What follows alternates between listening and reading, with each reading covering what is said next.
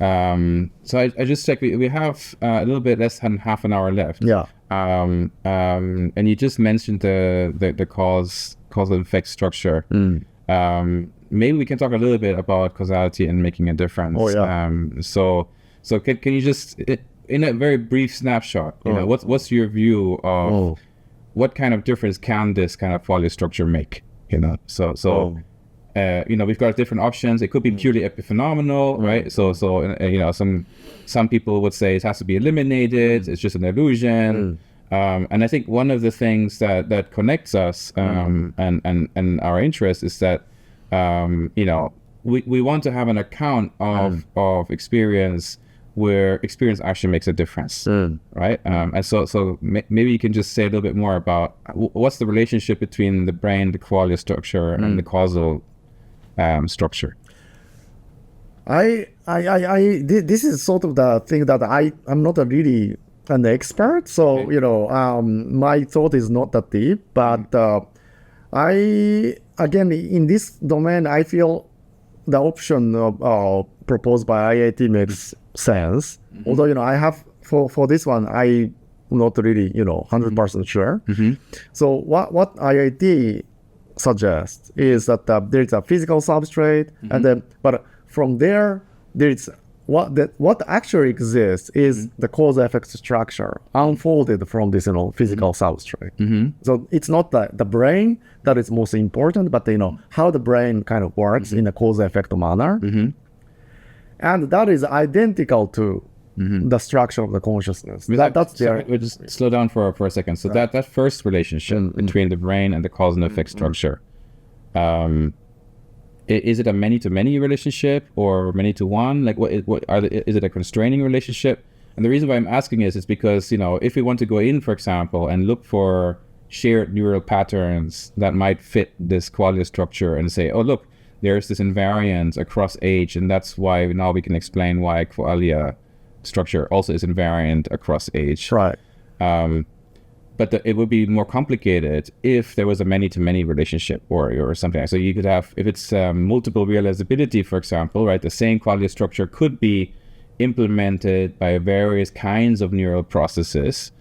Then it becomes problematic to just look at the neural patterns, right? Then you might actually find that, yeah, everything looks very different when we record it in the brain.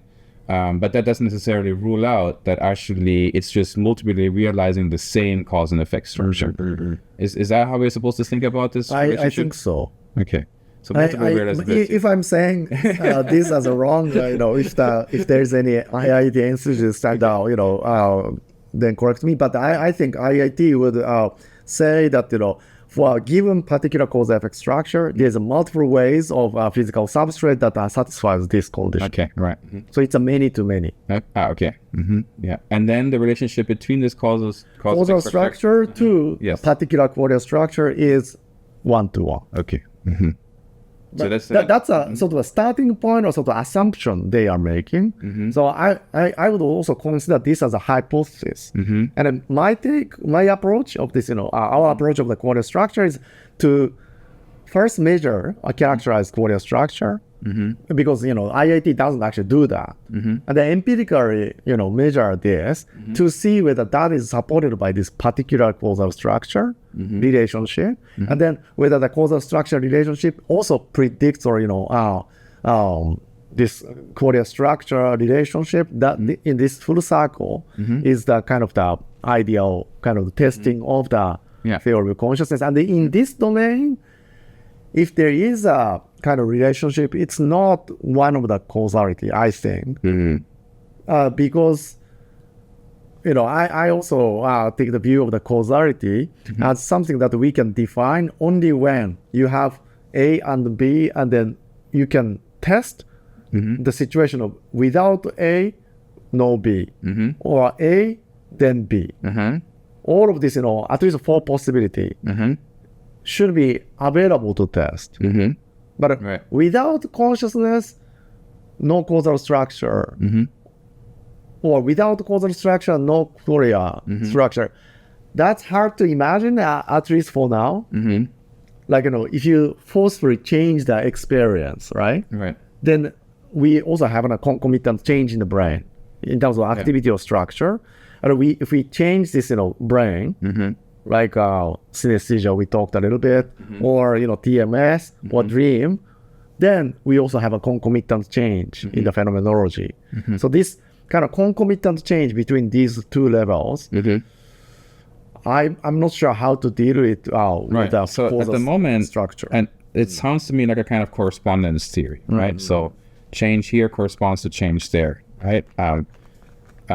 So it's some form of an identity theory where these are just two different ways of looking at one and the same thing, right? So if you look at it through your subjective point of view, you will see it as qualia.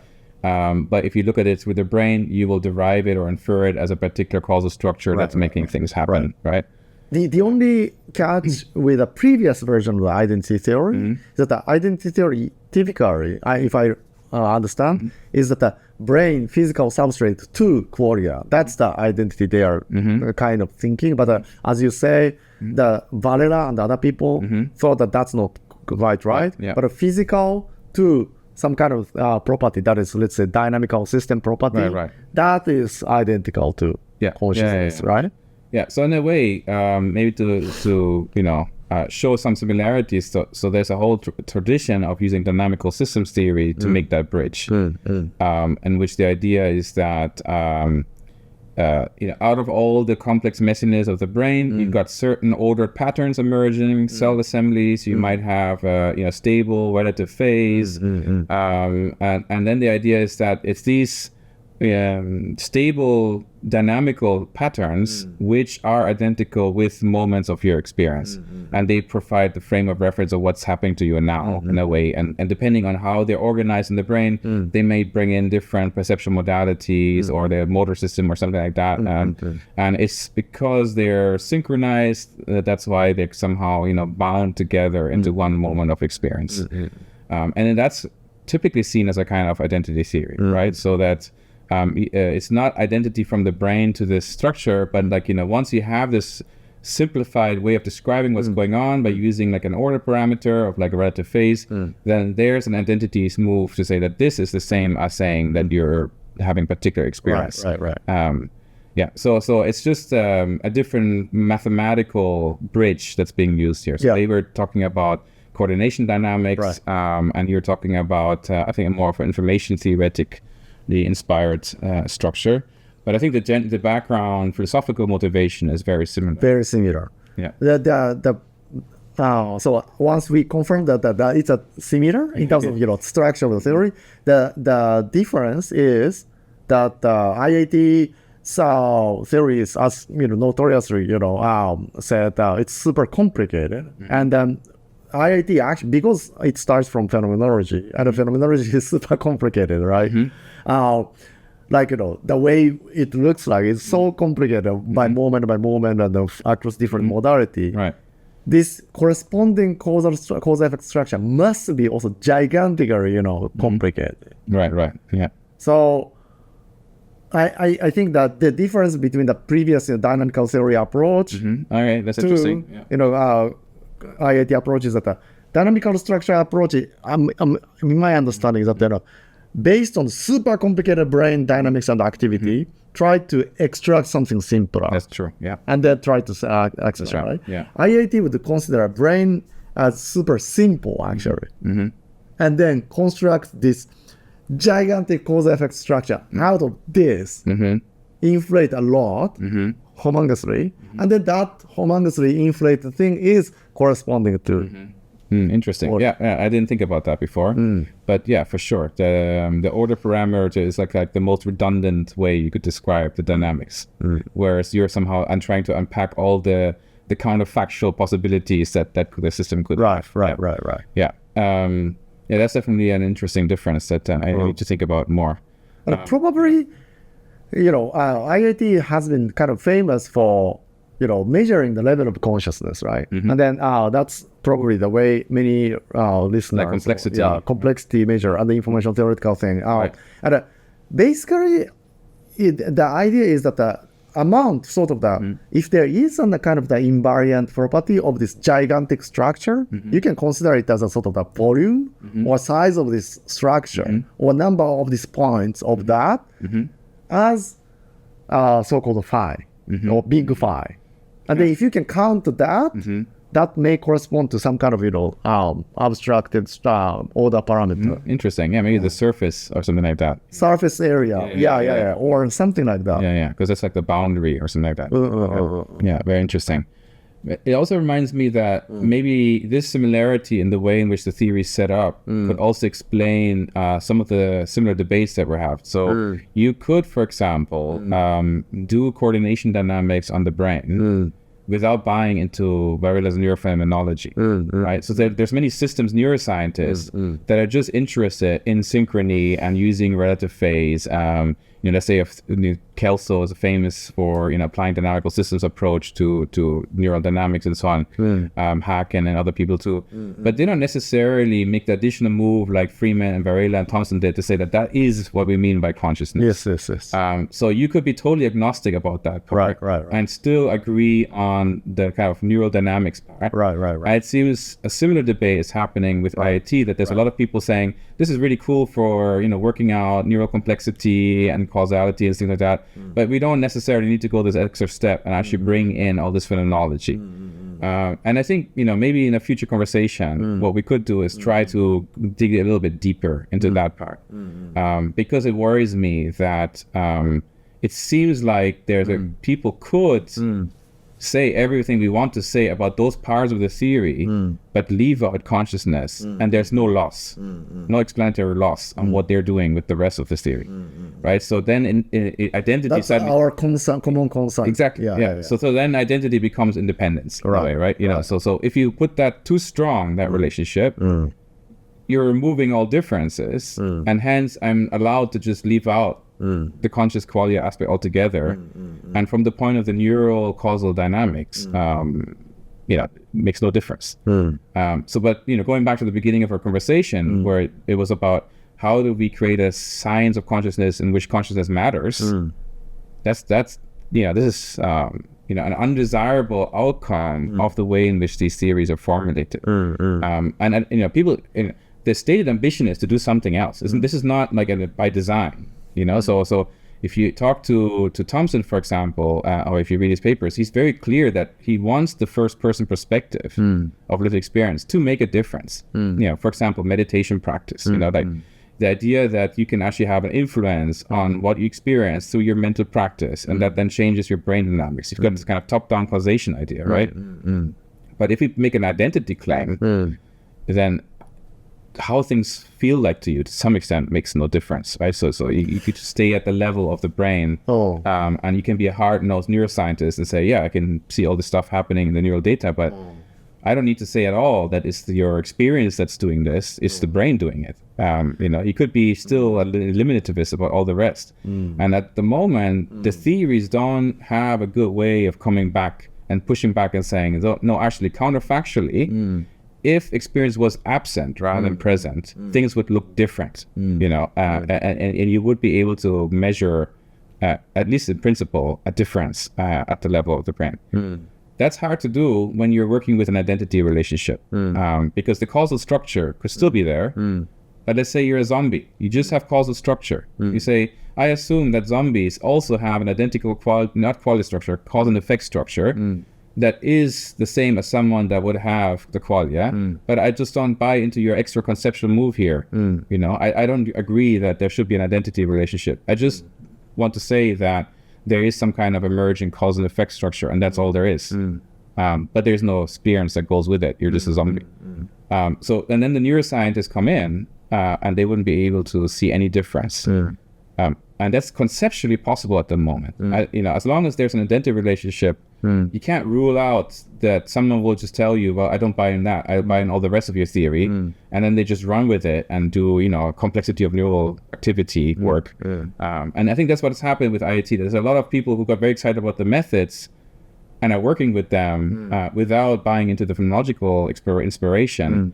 And the same is true also for neurophenomenology in a way, that maybe people got really excited about applying a dynamical systems approach to looking at brain activity, but they're not really interested in meditative practice to a refined or first person way of describing experience and all that. And there's nothing in the theory at the moment that actually says it would be necessary to bring that in, otherwise things would be different at the brain level.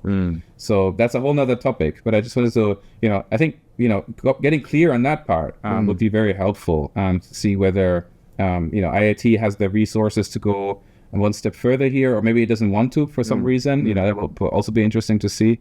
But eruption theory is exactly motivated by that, saying that if our starting point is to let experience make a difference in its own right, we need to posit something other than identity relationship with the cause and effects that we associate with it.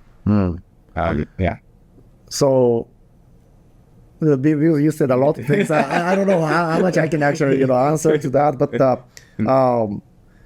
my feeling about this, all the previous philosophical discussion, as well as a neuroscientific kind of approach to it, is a bit misguided in my mind.